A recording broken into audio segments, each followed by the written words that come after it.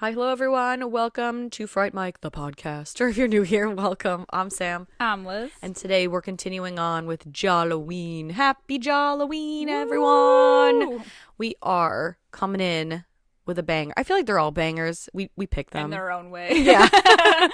But this is another first time watch for me. I don't really have like a lot under my Jallo belt, but this is another you one. will. I know I will after this month is over. I'm literally forcing your eyeballs open. Yes. Not even forcing. You were very open to this idea, which I love. I love this idea. It's great. And we're coming at you with Tenebrae from 1982 by So Dario good. Argento. Dario Argento. Yes. I'm so excited to talk about this.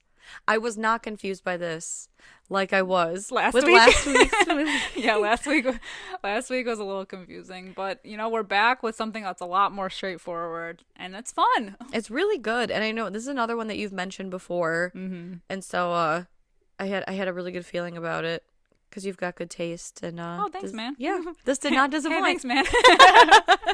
I get nervous that you know how like you like really like something and you want to share it with others who haven't seen it, but you're afraid Yes. that they won't like it. Yes. Because although I feel like we do have very similar tastes in things, I think there are specific things that we disagree on. So I'm glad that you vibe with this. Yeah. Hey, you know what? Variety is the spice of life, but it is nice when you can come together and, because then it's not torturous for both of us to watch it. Well, yeah, and it's more enjoyable when we disagree, I bet. Right? Oh my For everybody gosh. else. For everyone else, yes. But no, we hard agree on this movie being amazing. Yeah, this was really good. I enjoyed the hell out of this one. And I think this is the second Dario Argento movie I've ever seen. Ever seen? Yeah. Like I said, my Wow. Giallo knowledge, it was like Suspiria. All right, so what you're going to do is you're going to go on either Shudder or Tubi. Go on the Giallo category, and there's a whole list for you. Yeah. It's fine. We're covering a movie this month that I haven't seen yet. Okay. So I'm very interested. Okay. So it'll be a first-time watch for moi. I'm excited. Yeah. So much fun. Yes. I can't wait. I know. I cannot wait. So, Tenebrae came out in 1982. Currently has a 7 out of 10 on IMDb. It has an 81% on Rotten Tomatoes. Hell yeah. Very popular for good reason. Yeah. This is such a fun story. It really is. It's oh my god. When I was watching it, I'm like, oh, this kind of reminds me of whatever. And now, of course, that we're recording, I can't remember. And did I write it down? No, I did not. I think this story has kind of been done in like American movies before. But I think this one is still like unique. There's a lot of twists and turns. Yeah. A lot of whodunits and yeah. I like it a lot. It's a fun little mystery. Mm-hmm. With very likable characters. I agree. John Saxon. I was just gonna say John Saxon's My in it. boy. I love him. I love him so much. Oh my god. Incredible. And oh my god. The one this is how I screw myself every time because I'm like, I'm gonna write this down so I can talk about it or mention it, and then I don't, and then we get here and I'm like, I should have wrote it down. The actress who plays his ex-wife, Jane, she is so beautiful. I know. And I should have wrote her name down. I was looking at it and I didn't, and I'm so mad. But she is so beautiful. Like in the first, I don't even like 10 minutes of the movie when she's like all mysterious in the airport, I was like, who is this? I know, she's like How striking. do I be like her? Yes. Oh my god. I feel like a lot of women in like Italian horror movies are like that. Yeah. They're all like beautiful. Stunning. There were a bunch of women. We covered Blood and Black Lace last week, and there were like a lot of beautiful women in that movie too. True. Oh my god. Like I just was like, I feel like I was taken aback by her. I was like, how do I wear her skin? How do I wear her skin? I as want a her suit? face on my face. Literally. So, oh my god, so beautiful. Yeah, she really was. Yeah. But this movie's all about an author, Peter Neal, right? Mm-hmm. Yeah, Peter Neal. And his latest book Tenebrae. Yeah. Is doing numbers in Italy. Numbers, so much so that he has to fly there to promote it. Yes. From New York. Yeah, the opening shot of this movie is basically just somebody reading a copy of his latest horror book, Tenebrae, and they throw it into the fire. Yeah, which that happened last week. Mm-hmm. Diaries being thrown in fire. We love a book being thrown into a fire in these Jollos. Everybody's burning books. Yeah, we see author Peter Neal. He's boarding a plane to Rome to promote his book, and has a bag with him. And we see that he's being watched by a few people, one of which is the striking woman that we were just talking about. Mm-hmm. And some like mystery assistant woman with her too. Yeah, someone who's also watching him, and they do a little switcheroo with his bag. Is it a switch, or they're just like dumping stuff in it? Like they fuck it up? I don't know. Because they mess with it though. Yeah, because he's got like a gift for his assistant, and when he goes to get it out of the bag, there's like, it looks like black paint is dumped all in the bag, and like the gift is broken. Mm-hmm. Yeah, I think so. Oh, maybe that's the case. Yeah. I love his assistant. And I love her so much. She's such a sweetheart. I like how she low-key makes fun of him for being like a child. Yeah. Like when he's like, my pillow's too hard. Like, you bitch. What a queen. I know. These authors, I'm telling you. Yeah. Bunch of bitches. Yeah, he lands in Rome, and it was like, I feel like the beginning reminded me so much of like Mulholland Drive straight away. Like, it's like in an airport, and there's like these mysterious characters who are just watching, and they don't say anything, kind of like the old people in Mulholland Drive, and I'm just like, who are you? What's going on here? What's happening? And like Rome, what's going on in Rome? How many horror movies have we seen set in Rome where I'm like, my God, do I ever want to go there? Like, so many crazy the things violence. Yes, like, my God, I'm creeped out by a place I've never been to. But yet we watch horror movies that mostly take place in America, and we're still here. Yeah, well, but it's expected at this point. Business as usual over there. Yeah, no. I know. Yeah, he lands in Rome. But I feel like their violence is like more raw for some reason. Yeah, it seems more like honestly, no, that's how I feel about French horror. Yeah. Oh God. Yeah. It's always brutal. It's so bad. It's like those extreme horror movies. Mm-hmm. Martyrs. The Inside. Yeah. What's the other one that I'm thinking of? I guess like people say High Tension. I was gonna say High Tension. I don't really think so, but whatever. That one part is. I guess. That's them though. I guess. But I just feel like women are being like so many women in this movie are just thrown around willy-nilly and slapped and beat. It seems like that's like par for the course with Jollos though. That's the theme. Yeah, that's the theme. There's one part where a woman is screaming and they just smack her. Yeah. It's like shut up, bitch. It's like that Bad Omen song, Violence Against Nature, but it's violence against women. Yeah. Oh Jesus. My God. I know. Anyway. Yeah, well, women are hysterical after all. Yeah, what's that line from Clue? I had to stop her from screaming. Yeah. Yeah, he like touches down in Rome and like immediately is thrown into like a press junket. Yeah, it seems.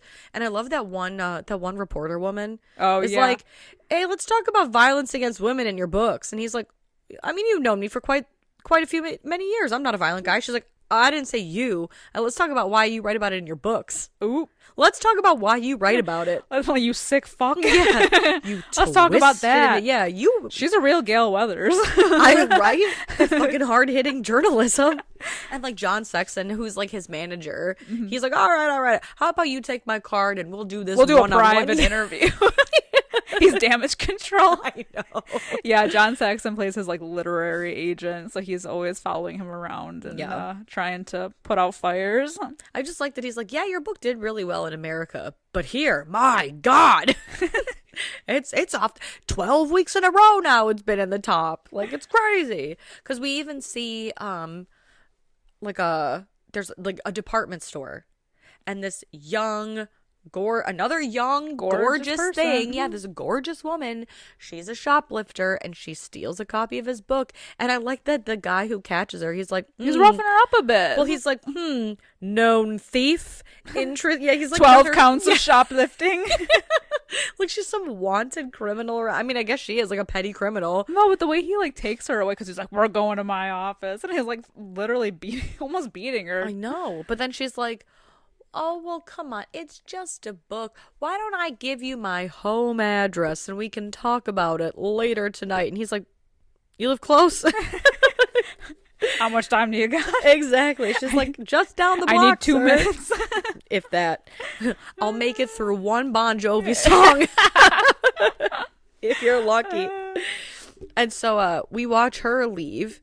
And she's chased by like a very scary homeless man. And attacked by him. Yes. In a matter of like 10 minutes, she's attacked by the store owner and this homeless guy. Mm-hmm. And she barely makes it inside. I know. But then he's like also a freak because he's like looking through her windows.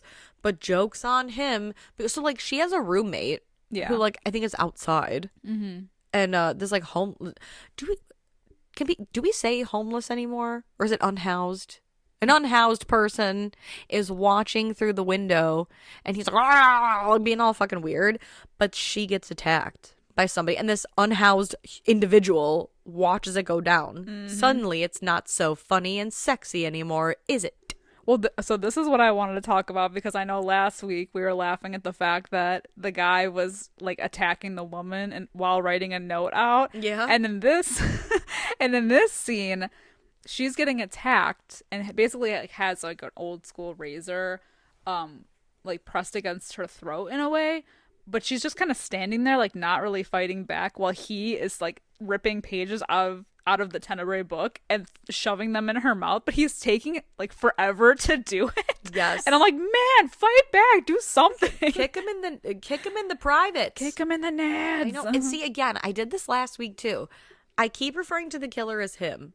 Well, despite the fact that we don't at this point know if it's a man or a woman. No, I feel like it's just like an instinct thing to be like, the killer's a man. I do that with dogs. I always assume it's a he. It's a goodest boy. It's always the goodest boys and not the goodest girls. Exactly. I don't know why. I'll always be like, oh, he's so cute. Well, she is. Oh, well, shit. Now I'm an asshole. Right. God damn it. So the killer is stuffing pages of Tenebrae in this woman's mouth. It feels very sexual, you know, jamming things into a woman's mouth forcibly. You know, kind of like an alien when he chokes her with a porno magazine. Mm-hmm. Oh, come on. Yeah, come on. Yeah, and then he ultimately, or the killer ultimately slashes her throat. But then they take pictures. They're an artsy killer. They are. Because every murder in this movie, photos are being taken. He's somewhat of a photographer. Look at this photograph. Every time I do, it makes me laugh. It's crazy. Yeah. And then we see the killer put together, well, I guess we see the killer slip a letter under the door, which I thought it was, is this not a hotel?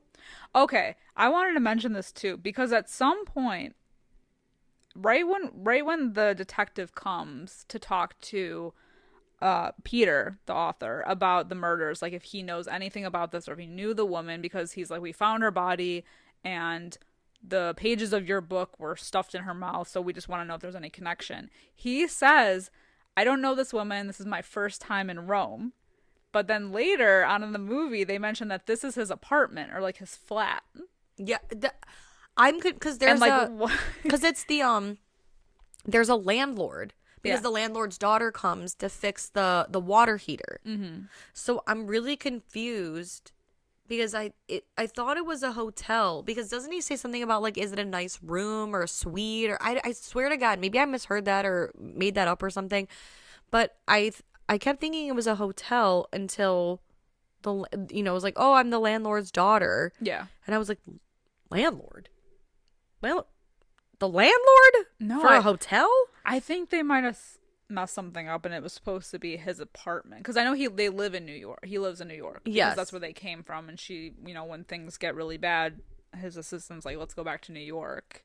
But yeah, it is confusing because then there's like scotch in the room. Right. And the cop says, oh, you have really good scotch. And he's like, oh, thanks or whatever.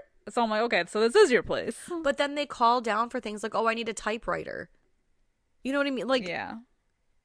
I like, is something getting like lost in translation for me? No. Am I like not picking something up? I mean, it really ultimately doesn't matter, but that is a very good point. Like, I don't even think I picked up on that, where it's like, because I do remember him saying like, oh, of course I don't know this shoplifter woman who was murdered. This is my first time here. I didn't even pick up on that later, that he, they called his apartment. Yeah, I think it was just like a mess up. So I wonder if it's like something he's renting, or I don't know. Maybe. Or maybe he meant this is the first time in like a long time that I've been in town. I don't even know. I have no idea. I guess it doesn't even matter in the end. It but really, it is, yeah. But it is something I noticed, and I'm like, what? Which one is it? But like, that's also what's confusing between like, is it a hotel? Like, is it a penthouse suite situation, or is it an apartment? Because we see the killer who's able to get into the building. He knows what room Peter is staying in to slip the note under the door. And there's people, like maintenance people in the hallway. And when Peter and Anne arrive to the room for the very first time, the detectives are already waiting inside. Yeah. So they had to have gotten a key. But if it's a personal apartment, then it's breaking and entering. Exactly, which is illegal. Yeah. So I assumed that it was like like a hotel. Like, I assumed that too. Yeah. But then later on, they're like, it's weird. Yeah. Like, if there's a line there. I wonder if there's like a translation issue or maybe something. I don't know. Who knows? Not like a translation issue, but like, I couldn't think of the word last week either. I don't know. Yeah. Something's not adding up. Well, maybe it's like a hostel or like what are they called? Not like not an Airbnb, but like kind of like that. Yeah. Yeah. You know what I mean? Mm-hmm. Back in the 80s before Airbnb was around. Good old Airbnb. Like a staycation type of place. Exactly. I don't know. Something like that. Enjoy the podcast, like what you hear, and you want to hear more? Well, you're in luck. We have a Patreon. That's right. If you don't know, we talk about new movies on our Patreon. We do monthly rewinds, so that way you can find out what we are watching between our main episodes. Sometimes we craft spooky cocktails to match our theme of the month, and watch parties galore. So much fun over there. Head over to patreon.com/Fright Mic podcast to check that out. Again, if you want to hang out with us a little bit more, then support us over on patreon.com/Fright Mic podcast. And we'll love you forever. Okay, bye. I also love when the cop is questioning him about, like, if he knows this girl. They basically just shove the crime scene photo in front of his face, and it's super graphic. Yeah. He's like, oh, God. I know. You're like, oh, please. Like, out of nowhere. Which, like, I feel like this is, like, really weird police work, because it's the detective and then the inspector, who's a woman. Yeah. And they're like, by the way, this was laying on your floor. It's addressed to you. Would you mind opening it? Which is the letter from the killer. And I like that they just have it, and they seemingly already know it's from the killer. Yeah. And then so Peter opens it, and it's these like literal serial killer magazine clipping letters, and it's a quote from his book. Mm-hmm. And the detective, prior to them opening this envelope, says, "Oh, your new book, Tenebrae. I haven't finished it yet, or like I just started it last night, so don't spoil who the killer is." So he says he just started it, but then when they read the letter, the detective's like, "Isn't that a quote from your book, your new book?" Well, I thought you haven't read it. Literally, I was like, well, I hope it was a fucking quote in the first few pages, because otherwise, how would you know that? Right. The real crime here is spoilers. Amen. And so they're like, this is from the killer, clearly. Do you mind if we keep this? I have a feeling he'll be sending you more. Well, sir. Then you should monitor him. That at no point in this seems movie, mighty suspicious. Like, how do you know that? I feel like they should monitor. If he suspects that there's more to come, then he should probably have somebody like staked out in that hallway. Or like the room across from him or something. Exactly. That's all I'm saying. Mm-hmm. That's good police work right there. Or they should stake out. Right. They should stake, because then while the police are in his room, they get a call. From the killer. Right? It's like very early on. Mm-hmm. And it's like, I love the killer's voice is like this whispery kind of like unisex voice where it's like, oh, I see you at the window. who's the woman in the window? It's very Black Christmas. It is. And so it's like, oh, is it a man? Is it a woman? Kill him out. Yes. I was like, my God. Could you? And I like that he's like, what? Peter's like trying to get the detective's attention to pick up the other phone. He's like, you need to stay on the line. I need to talk to you. Well, now listen here. I need some more information from you. And so like the detective picks up the phone, and then after a couple seconds, him and the inspector immediately run out. But by then the killer's gone. And I like that they're running up and down the street, and when they meet up, they're like, lost him. God damn it. Well, we lost him. Oh well. Guns drawn and all. Until next time. It's like, it's so funny. And there's like a phone booth right across the street. And like the view from the phone booth is so clear. Like directly into his room. And for some reason, Peter does not believe in using blinds. No. It's insane. Yeah. Yeah. Not a private dude for being a famous author. Just saying. Mm-hmm. Then we cut to our first flashback / dream-like sequence. Flashback. Yeah. And we're shown like a beach and this woman on the beach, and she is surrounded by a bunch of boys. Yeah, we really only see them from like the waist down. Boys. Yeah. And she basically like takes her top off and they walk towards her. And she's like caressing their crotches. Yeah. And she's wearing red heels, by the way. It's like a white dress. And red heels. And red heels. And the red heels are very red. And then a fourth boy comes. And she's basically like, ew, gross. And he slaps her. Uh-huh. And they run after, all the other boys run after him. Yeah. And tackle him. And then she shoves her red heel in his mouth. Yeah. That's like one of 3. I think. 2 or 3. Yeah, it's a whole flashback thing. But we don't know what it means yet. Yeah. We're new here. Yeah, we just got here. We just got here. We just landed in Rome. And then I think at some point he does. We see Tilda, who's the journalist from before. We never see them meet up again. No, but she's like the journalist from the party who was grilling him really hard, and she meets up with her like prostitute girlfriend in what looks like a hotel bar. Yeah, / arcade. I don't even know what it is. I was confused by this because they're like roommates also. Yeah. Like they live together. They're lovers. They are? Yeah. Well, I think they're like lesbian lovers. Well, I know Tilda is like jealous of the girl. Yeah, well, I think that they're lovers, but her girlfriend is a prostitute because she talks about how she brings the guy from the bar home. I thought she just was like a slut. Wow. I literally even wrote slutty roommate / maybe lover. She is. I don't know. I don't know. She seemed very prostituted to me because she was like out. It looked like she was like out on like hunting for men. Well, and her nipple was like, her boob was like out. Like her areola was peeking through her fucking shirt. Yeah. And she's like, I'm gonna bring him home. Don't like, I don't know, the boat's a rock and don't come a knocking kind of thing. Well, also they show like other prostitutes later in the movie, so I just assumed. Oh, true. Yeah, you could be.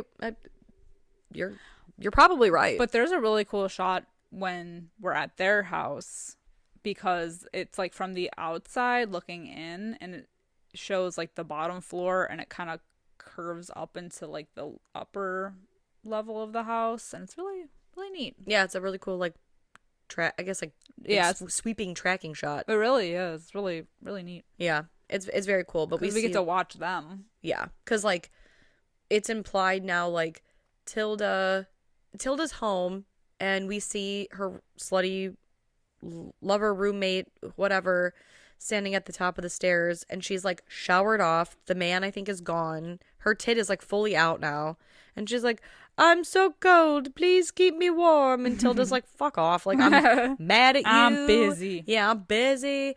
And so then she changes. She's like changing, but then we see like a killer emerge. The killer is here and gets Tilda with the razor. The same as before. And the girlfriend. Very Sweeney Todd.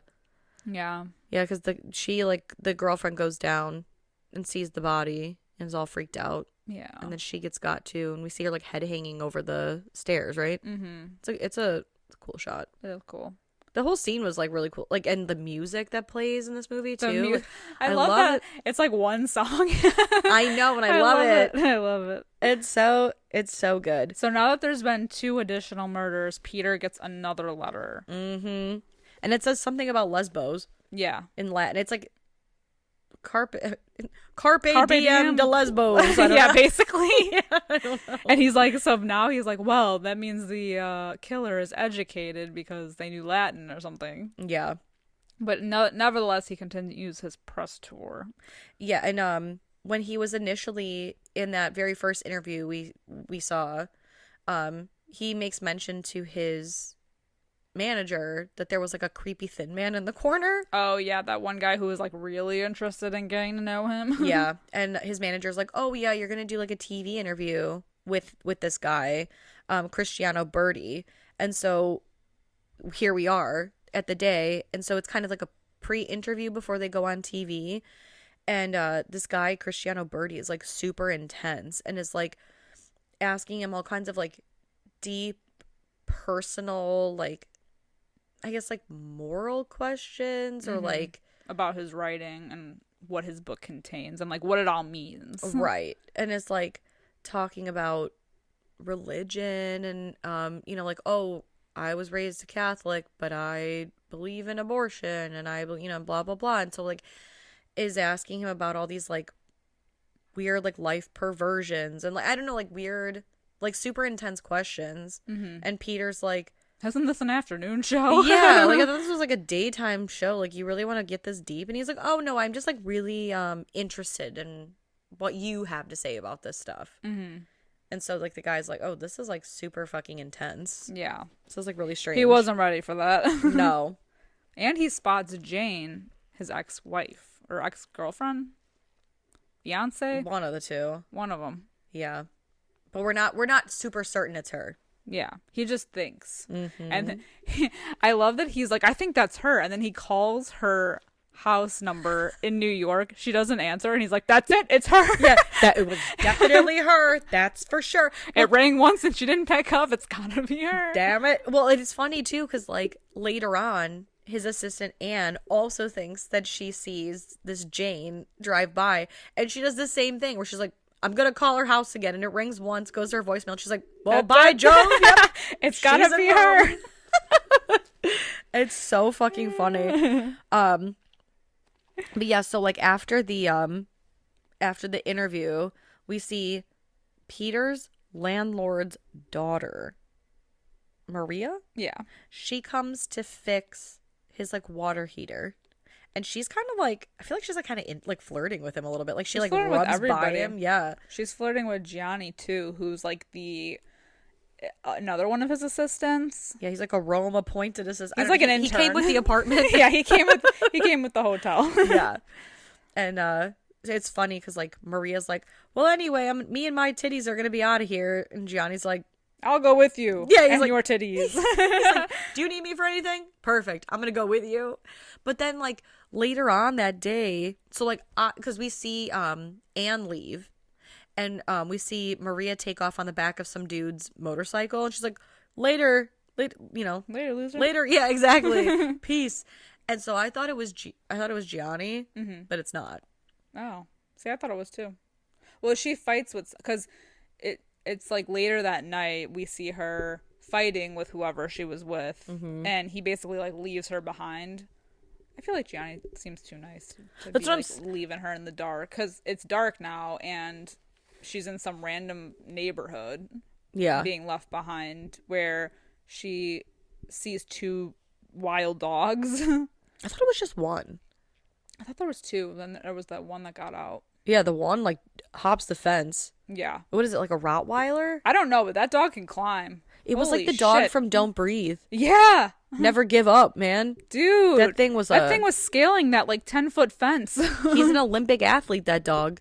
I'm telling you, yeah, 'cause she like, you can tell she's in a bad part of town because there's a chain link fence with a dog behind it.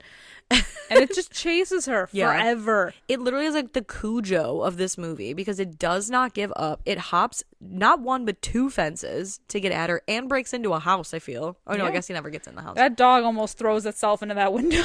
Yes. And like, she basically runs into this like mansion. Yeah. And she finds herself hiding in the basement where she finds the killer's workstation. Like, literally cut up letters and photos and like information dossiers on different people, like what their interests are, where they hang out, like all, and she's trying to stuff as much information as she can into her pockets, which, like, I appreciate the hustle, but I feel like it's best to just mark the location, come back on another time. Because what is removing the evidence from the scene really gonna do? Well, if she thought she was gonna escape, then she would have some kind of proof, and then I guess she could bring them back. But you know, because like police need the evidence and everything to go back. But I feel like in that moment, being chased into this mysterious house by a killer dog, I probably wouldn't think to grab all that crap. No, well, if I saw like a killer's workstation, I'd be like, so how do I quietly slink out of here? But it's dangerous to go outside because there's a dog. I'm that P90X dog. The fucking Tony Little dog. Yeah, I'm gonna take my chances with the dog, I think. Oh, I'm saying over a killer. I want the whole time she's running, I'm like, climb a tree. Oh wait, he can do that too. Yeah, right. If he can hop a 20-foot chain link fence, oh my god, he can climb a tree. Yeah, I don't know. Like, isn't it also like if you steal something from a crime? I don't know. It doesn't matter. She stuffs her pockets full of this shit. She realizes she can't go outside, so she goes through another door that leads her into like an open concept floor, we'll say, of a home. And the shot is really cool because it's almost shot as if we're like on the ceiling, so we can see, like, it feels very 80s. Like, there's greenery everywhere. Everything is glass. Yes, it's white carpets, and we see these very distinctive, like, black and white, like almost like gingham patterned pillows next to like yellow pillows on this like triangular shaped couch with greenery probably in the middle. Sunken in. Yeah, it's like, it's the most 80s rich person living room I've ever seen. Oh yeah. And she gets attacked by a masked person. The killer. Yep, and she's like, "Oh, she please." tries to get away, man. She had a good run for a little bit. She made her way out to the yard and was trying to get to the fence, drops off the fence, and basically just kind of gives up from there. And she's like, "Please don't hurt me." And he gets her. He gets her with the axe. Yeah, because she knocks the razor out of the killer's hand. And so he does the next best thing, and he just axes her. Which prompts him to write another letter to Peter, which basically threatens him directly. And that's why the cop is like, well, now you're in danger. I like that he's like, I think now we'll take this more serious. Yeah. What were you doing before? Especially because he predicted that he would be getting letters. So, like, right. Okay. Just as I suspected. Yeah. It's so weird. And so the cops are everywhere. And it's him. So it's, what's his face? Peter, Gianni, and Anne. And they're like, okay, I feel like we're missing something with this killer. Wait a minute. There was something that was said by that Cristiano Birdie guy, and, you know, give me the phone book. And he basically says, like, oh, well, he lives here, and the crime was committed here. Because let's talk about, so, like, Christina's body, she gets the axe, or not Christina, what's her face? Maria. She gets the axe, and then there was that scene of somebody with a lawn cutting a lawn, and then we just see like body parts, and it reminded me so much of Sinister. Yeah, so it's like, I feel like this was like a clear influence or something. Oh, for sure, because it was so cool. And so they're like, oh, well, you know, like, her body was found here and he lives here, and I feel like he's got to be the killer. Yeah, all signs point to this They Bernie most guy. suspect him because he was acting so weird at the press like junket thing that they were having. So Peter comes up with a plan where him and this Gianni, they're going to go and they're going to do a little recon and spy on him at night at his house. And it's interesting because they roll up and they have to like sneak into his yard, and they're kind of looking through the windows and they're like, well, how about you go that way? I'll go that way. And so we're following Gianni. And while he's peering through the windows, we do see the like kind of triangular like set up the couch thing with the distinct pillows. At least like I noticed. That was like the giveaway. It was the giveaway. And so he's like kind of peeking through the windows, peeping Tom style, and all of a sudden a unknown person appears, and it seems like this birdie knows this person. Right. And he says something, but then Gianni witnesses this birdie guy get an axe through the forehead. Yep, and it traumatizes him. It's so, and like the glass shatters and everything. And so he runs, and we find, or I guess he finds Peter. Like laying face down on the ground, and he was hit in the head with something, like a rock. Yeah, in the back of the head. So they barely make it out of there. Mm-hmm. And he's like, while Gianni's driving, he's asking Peter, like, what happened? Did you see the assailant? How did this come to be? Like, is it a man? Is it a woman? Like, what did you see? And he's like, I don't know. I didn't see anything. Yeah, I was hit from behind. And I think they like refuse to go to the hospital too. Yeah, he goes back and Anne kind of like nurses his wound. They finally kiss because they had sexual tension this whole movie. Mm-hmm. They were flirting back and forth the whole time. Peter's a very flirty guy, though. He is. He's a very friendly guy. That's what I'm saying. Like, all of them are really, like, likable characters. Like, him and John Saxon's character, Gianni. Everybody's, like, chill. I know. Gianni's so cute, too. I know. I would have hit it. I would have hit it and continued to hit it. But so, basically, with all of this action, Peter's like, I think maybe it's time I leave Rome. Yeah. And so he goes to his manager's office. Goes to John Saxon's office, who's got like that weird TV, like that monitor thing. Oh yeah, where he's like watching his secretary. Yes, it's so bizarre. So like he comes into the office and he's like, yeah, I think it's high time I hightail it out of here. And his manager's like, but there's so much money to be had here. Yeah, he's like, no, you can't leave. And he's like, literally nothing is worth like dying for. Yeah. And he's like, how about we put you up somewhere just until all this blows over? How's that sound? And Peter's basically like, how about I call you a little bit later I'll call today? You from wherever I go. Yeah. I'll call you And later. then there's a secret door in his office. And so John Saxon opens the door and out comes Jane, who he's having an affair with. That wily temptress. She is so fucking beautiful. Like, I can't even get over it. I know. Breathtaking. But I love that she's like, it's so scandalous hearing his voice on the other side. Do you think he knows? Like, it's just, where did you come from, ma'am? Literally. You came from a hole behind the wall. Especially because when Peter he just barges in. Yeah. And like, well, she just he's like hard at work. Time? Yeah. Yeah. So weird. I know. It's so funny. So random. Very random. Yeah. And, he's like, how about we meet for lunch, at that place? And so Our place. And so she, what's her face? Jane, we see her go back to her, like, again, like, is it an apartment?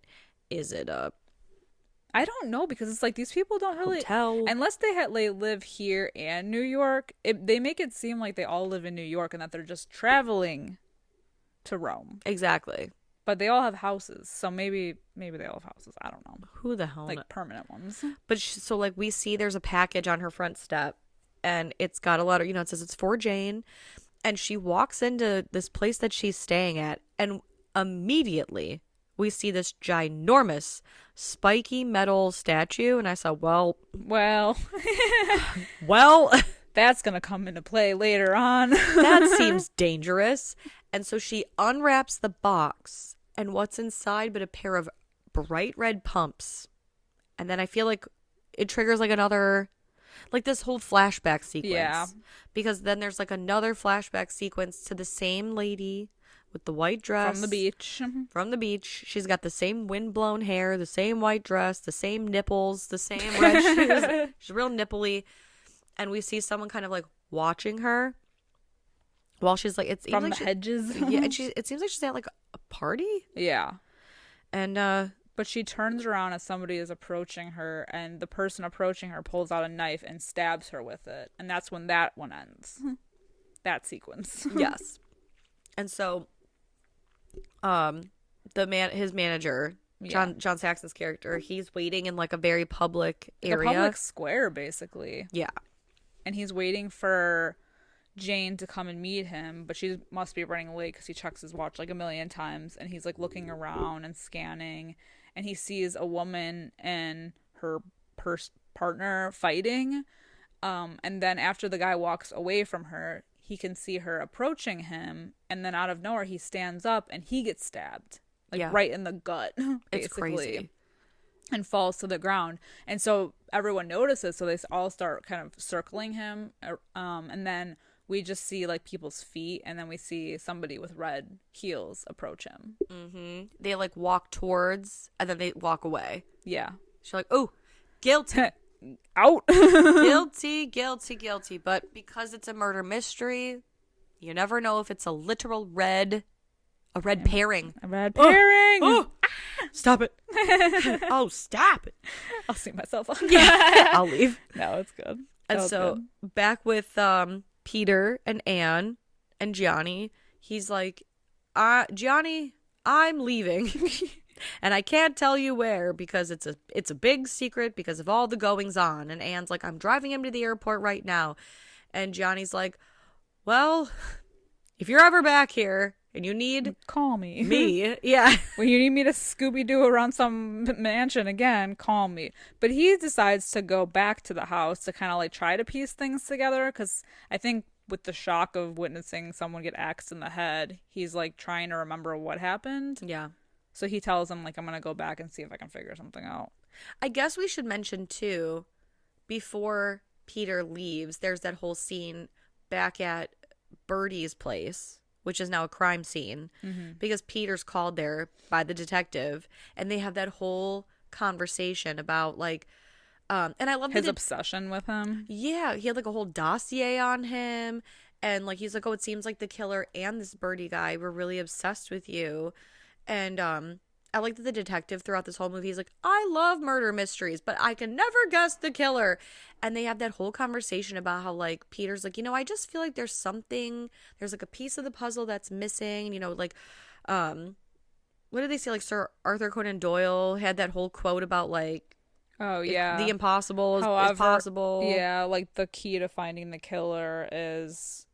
It's like, yeah, you look for the impossible choice, however improbable, or something like that. Yeah, and then they talk about, like, the Hounds of the Baskerville, like, the Sherlock Holmes case and all this stuff. And so I think that's kind of like, because they basically come out and say, they're like, Peter says, I feel like the killer is someone who we think may be dead and is actually alive, or is alive, or, who we think is alive, but we don't know that they're dead yet. And I was like, what? Like, that one doesn't make sense. Say it again. Yeah, like, say it again. The whole, like, someone we think is dead is actually alive makes sense. But the active killer is someone who we think is alive, but maybe dead. Put a pin in that because I want to talk about that later, I think. Okay. All right. So back to Gianni doing his whole, back to the scene of the crime recon thing. Yeah. He goes back to Birdie's place at night, and he's standing in the exact spot where he watched Birdie get killed. And he, like, replays it in his mind because he's like, I know I'm missing something. And what happens is we see kind of like the scene replay, but we hear Birdie looking at whoever his assailant is saying, like, I killed those people. Yeah, like he's basically confessing yes. to the mysterious person inside. And so he's like, okay, I heard him confess. Mm-hmm. So there's obviously like him and a second killer. And he goes to his car, but before he can tell anyone this information, he is strangled by some unseen assailant from the backseat of his car. Boo! That sucks. It does. No. I liked him. I did too. He was so cute. Mm-hmm. And he was smart. Yeah. You know? I feel like he kind of figured it out. And that's what killed him. Yeah. Knowledge is dangerous. It is. Yeah. Meanwhile, out of nowhere, Jane calls Anne and tells her to, like, basically come over. She's freaked out. And she's afraid She's she like, may I hurt fucked up. herself. Yeah. I fucked up. So now here's the thing about me, and I'm a dumb bitch. I fucked up. And I need somebody else. But Anne's kind of, like, very, very much cold on her because at one point in the movie, I think Jane just approaches her, like gets out of her car, approaches her, and then decides like nah, and gets back in her car and drives away while Anne's trying to talk to her. Yeah. So now that she's calling Anne ain't having it. Yeah. But she says, I'll be right there. So she's on her way, and it's a dark and stormy evening. Dun dun dun. And so we see Jane, and she's awaiting Anne's arrival. And we are all freaked out because she's got a gun. And we hear something. She's like, hello? Anne? Is that you? And she's sitting at the table. And it's so funny because I've never seen Tenebrae, but I have seen this scene. And I don't know if it was in like 101 horror moments or if it was like best kills or whatever. But I've seen this specific scene before. The same thing with like, I've never seen The Exorcist 3, but I've seen that like hospital scene. Oh, yeah.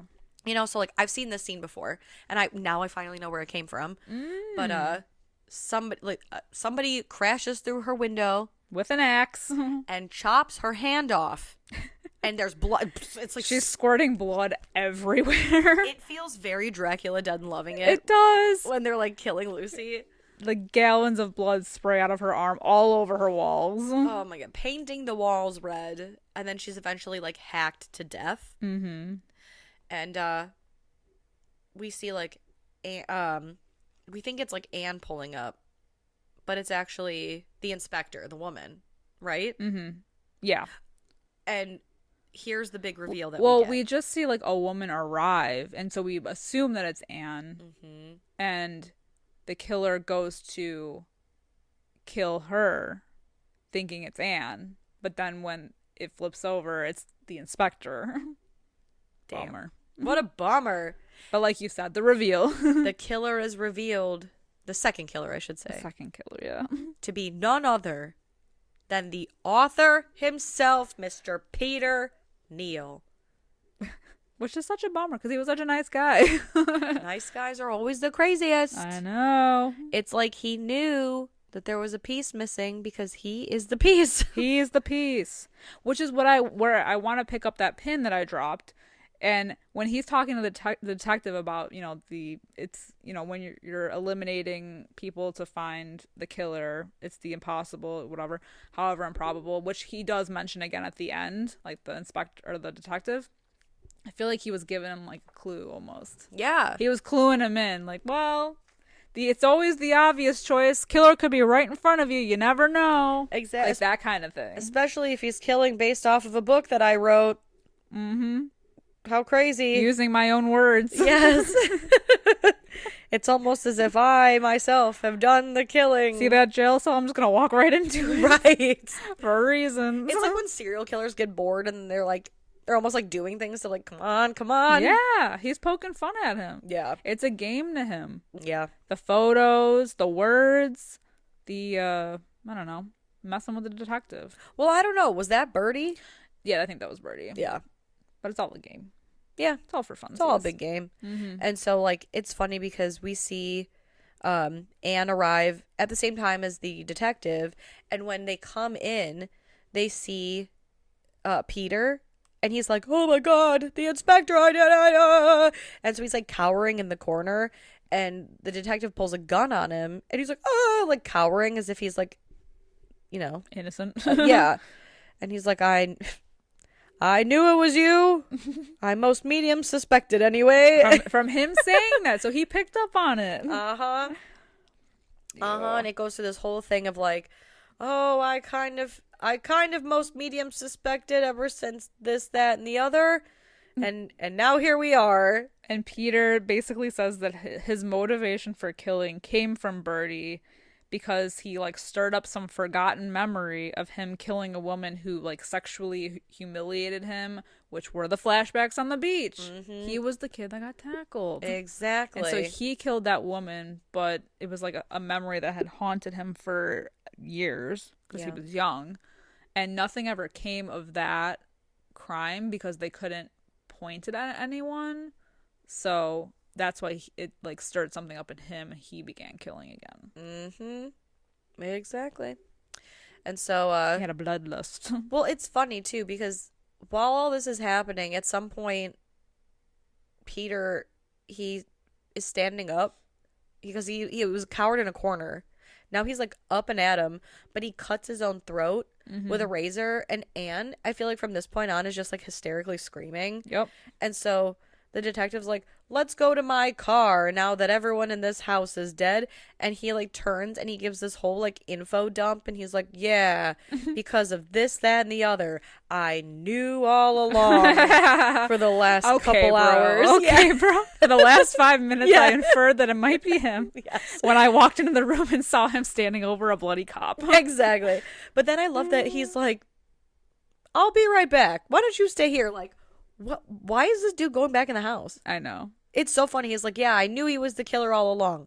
I think I'm going to go back in the house. Stay right here. I'll be right back. And of course he gets there and there's no body. Of course, because we see it's a trick, like trick razor. Knife? Yeah. Yeah, or trick razor. It looks like it's something fresh off Sweeney Todd on Broadway. Fresh out of Spirit Halloween. Yeah, exactly. The fucking Mad TV magazine. Yeah. And so the detective gets attacked by, with the axe with to the axe. back. Ooh. That sucks. Yeah. Shouldn't have gone back. But Anne hears the commotion. She runs back inside and she sees that he is still alive. Well, no, she doesn't right away because now Peter, because like the fucking dangerous metal sculpture. Oh, that's right. Yeah, because it's like lodged against the door. Yeah. And Anne, who's a dumbass, and gets out of the car because she's going to go inside after hearing commotion in a crime scene, an active crime scene. Yeah. And she's like trying to jostle the door open. And so Peter, he's waiting with an axe on the other side, and he's like, fuck it, I'm just going to rush toward the door. But then when she finally jimmies the door open, it knocks the gigantic, dangerous metal statue and impales Peter. Full of nut. It looks like the Iron Throne, that thing. It does. That is like a straight up weapon. It's crazy. It's insane. And she's like, oh, like, I mean, just screaming until the credits roll. Just screaming. Yeah. And that's it. Incredible. I know. It was so good. It's so good, even though these so decisions are so crazy. I love it. I know. And the motivation is just so random. It is. Yeah, it's so bizarre. But I love it anyway. Yeah. It's such a fun movie. It's very entertaining. Like, because like you said, a lot of the characters are super likable. Yeah. Yeah. And that's why it's like, it's almost disappointing when you find out that Peter's the killer. Because it's like we're with him the whole movie. Yeah, true. But goddamn. I know. All right, so this being your first time watch, what are your thoughts? What's your rating? It was giving a little what's that what can I think of it? We covered it in our noir month. You know what I'm talking about? Oh, dementia? Nope. The one with the guy who drowns. Oh, Diabolique. I knew it was a D, and I wanted to say dementia, but I knew it wasn't at It was giving me a little Diabolique, a little bit. Diabolique, yes. Yes. But I really enjoyed it. I would 100% watch this again. I was not confused, not one bit, like I was last week. So I was there for the ride the whole time. And if I was gonna rate it, I'm gonna give it I'm gonna give it a 4 out of 5. Hell yeah! How about you? I'm going 4.5 out of 5 because I really enjoy this movie. And I love all the people in it, and the kills are cool.